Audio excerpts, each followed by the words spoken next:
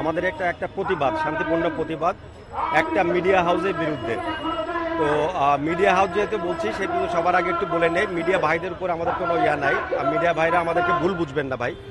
আমাদের আজকের প্রতিবাদটা একটা পার্টিকুলার মিডিয়া হাউসের বিরুদ্ধে, সেটা হলো ইন্ডিপেন্ডেন্ট টেলিভিশন। আপনারা দেখছেন আমরা অনেকগুলো ব্যানার নিয়ে এসেছি, অনেক লেখালেখি করেছি। ইন্ডিপেন্ডেন্ট টেলিভিশন গত বেশ কিছুদিন যাবৎ আমাদের বিরুদ্ধে বিভিন্ন ধরনের অপপ্রচার চালাচ্ছে, বিভিন্ন ভিত্তিহীন তথ্য উপাত্ত ছাড়াই ভিত্তিহীন খবর দিয়ে আমাদের নামে, আমাদের ম্যানেজমেন্টের নামে, বিজনেস হাউসের নামে ট্রানজ্যাকশনসগুলো নিয়ে বিভিন্ন অপপ্রচার চালাচ্ছে। আমরা শুধু আপনাদের মাধ্যমে সবাইকে জানাতে চাই যে এই তথ্যগুলো সবই ভিত্তিহীন, আপনারা কান দিবেন না। আমরা ওনাদের সাথে শান্তিপূর্ণ সমাধানের জন্য আলোচনার চেষ্টা চালিয়েছি। আমরা তাদেরকে প্রেস রিলিজ পাঠিয়েছি, সঠিক তথ্যগুলো তাদেরকে পাঠিয়েছি, সঠিক তথ্য প্রচারণার জন্য পাঠিয়েছি। তারা কোনোটাই এটা কেয়ার করেন নাই, তারা প্রচার করেন নাই।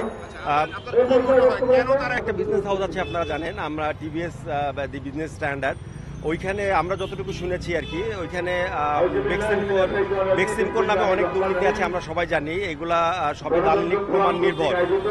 বাংলাদেশ সরকারের কাছে, সরকারের বিভিন্ন গুরুত্বপূর্ণ অথরিটির কাছে, এজেন্সির কাছে বিভিন্ন ধরনের তথ্যপত্র আছে। সেইগুলোর উপর ভিত্তি করে সম্ভবত টিভিএস তাদের দুর্নীতি নিয়ে ইয়া করেছিল, ওইটা একটা কারণ হতে পারে। আর তার থেকে আরেকটা কারণ যেটা আমরা মনে করছি আর কি, আমরা যে একটু সবার আগে বলে নেই, আমরা যে প্রকল্পগুলো বা যে বিজনেসগুলো আমরা করছি কোনোটাই কিন্তু কোনো দুর্নীতি নির্ভর না, কোনো দুর্নীতি নাই। আমরা দ্ব্যর্থ কণ্ঠে বলতে চাই।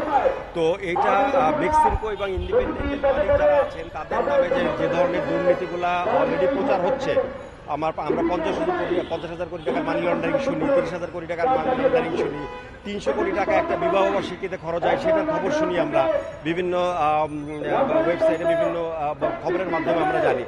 তো এই ধরনের তথ্য বা দুর্নীতি যেগুলো আছে তাদের নামে, সেগুলো ধামাচাপা দেওয়ার জন্য মূলত কাউকে টার্গেট করা, সেই টার্গেটটা হয়তো আমরা হয়েছে।